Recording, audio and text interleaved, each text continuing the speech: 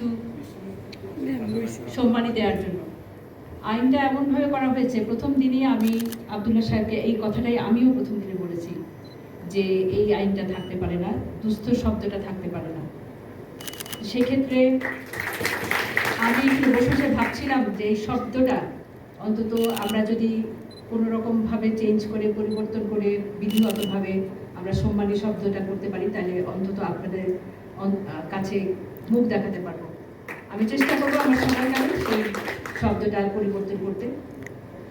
আমরা যারা সরকারি কর্মচারী, আমরা কিন্তু একটা বেতন পেয়ে থাকি এবং আমরা জানি মাসের শেষে নিশ্চিতভাবে আমরা একটা বেতন পাবো। কিন্তু এখানে যারা সাংবাদিক ভাই বোনেরা বসে আছেন, তাদের মাসের শেষে একটা অনিশ্চয়তার মধ্যে পড়তে হয়। এই অনিশ্চয়তার শুরুটা কিন্তু আজ থেকে না, অনাদিকাল থেকে শুরু হয়েছে। আমরা আর কতকাল যাব? প্রশ্ন হচ্ছে আমরা আর কতকাল যাব?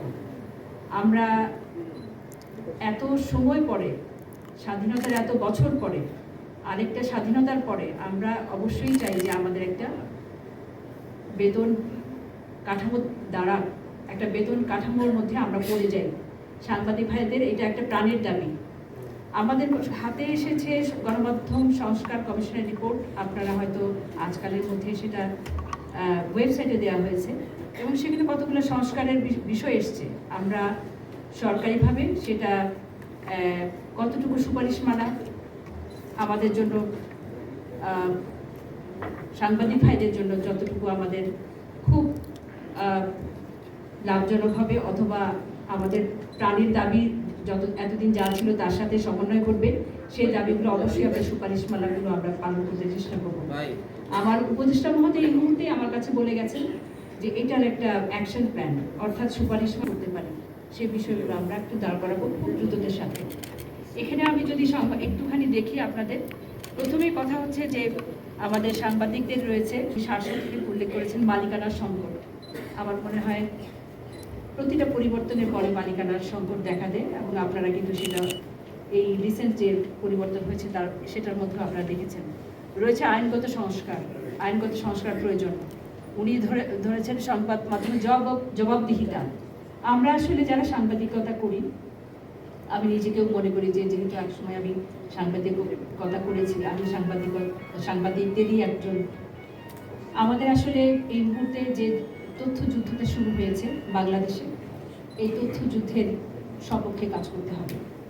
আমার দেশপ্রেম উজ্জীবিত করতে হবে এবং আমার দেশকে বাঁচাতে হবে, এবং যেটা আমার জন্য ন্যায়সঙ্গত, যেটা আমার জন্য সবচাইতে ভালো হবে, আমার দেশের জন্য, আমার জাতির জন্য যেটা ভালো হবে, এবং যেভাবে আমরা রিপোর্টিং করলে, কাজ করলে, যেভাবে আমরা লিখলে অথবা গণমাধ্যমে প্রচার করলে যেটা আমার দেশের পক্ষে যাবে, সেইভাবে কাজ করা উচিত। আমাদের আত্মসমালোচনা করা উচিত, আমাদের আত্মসংস্কার করা উচিত, আত্মসমালোচনা করা উচিত। আমরা আসলে বিগত দিনগুলো কি করেছি, এখন আমরা কি করব, আমাদের সামনের পথগুলো কেমন হবে, আমাদের সামনের পথগুলোতে আমরা কিভাবে আমার দেশকে তুলে ধরতে পারবো, সেই প্রত্যয় নিয়ে আমাদের সাংবাদিকদের নতুনভাবে কাজ করা শুরু করা উচিত। এখানে রয়েছে সাংবাদিকদের আর্থিক সংকটের বিষয়ে বলা হয়েছে। আমরা এটা স্বীকার করি এবং আমরা সবাই জানি, নিশ্চয়ই এই বইটার মধ্যে একটা সলিউশন দেওয়া হয়েছে, যেটা আমরা হয়তো কিছুটা সুপারিশমালা আকারে আসলে আমরা পালন করতে পারবো। আমাদের নিশ্চয়ই নির্দেশনা থাকবে। আমরা এই সাংবাদিকদের পাশে সবসময় তথ্য সম্প্রচার মন্ত্রণালয় আছে এবং থাকবে, এবং সাংবাদিকদের কল্যাণের জন্য যা কিছু করা প্রয়োজন ধাপে ধাপে আমরা করব। আপনারা জানেন একটা দেশের ভঙ্গুর একটা অর্থনীতি এই মুহূর্তে ধীরে ধীরে আমরা কিন্তু মুখ তুলে দাঁড়াচ্ছি এবং অনেকটাই আমরা দাঁড়িয়েছি। আমরা নিশ্চয়ই পারবো, এবং আপনারা যদি সাথে থাকেন, পাশে থাকেন, আপনারা যদি আমাদেরকে গুজব, মিথ্যা তথ্য, অপতথ্য থেকে রক্ষা করেন এবং দেশটাকে সুন্দরভাবে চালিত করার জন্য একটা সহায়ক শক্তি, একটা বিবেক, একটা কনসিয়েন্স হিসেবে আপনারা কাজ করেন, তাহলে নিশ্চয়ই আমরা পারবো। আমাদের এই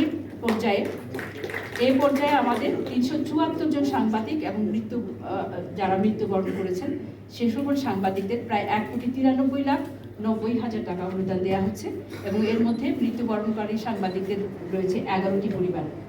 এটা খুবই সামান্য একটা অংশ, এবং এর আগে আমরা 3য় দফায় আমরা দেয়া শেষ করেছি এবং এটা চলমান থাকবে। আপনারা শুনেছেন যে বৃত্তি ফেলোশিপের ব্যবস্থা করা হচ্ছে। আপনারা শুনেছেন যে সাংবাদিকদের যারা প্রবীণ সাংবাদিক তাদের একটা প্রয়াস চলছে তাদের জন্য একটা পেনশনের ব্যবস্থা করা। আমি জানি না কতটুকু করতে পারবে, অর্থ বিভাগের খুবই সীমিত তাদের অবস্থান, তাদেরকে অনেকবার করে আমরা বলছি, আমরা যদি চেষ্টা চালিয়ে যাই হয়তো আমরা পারবো।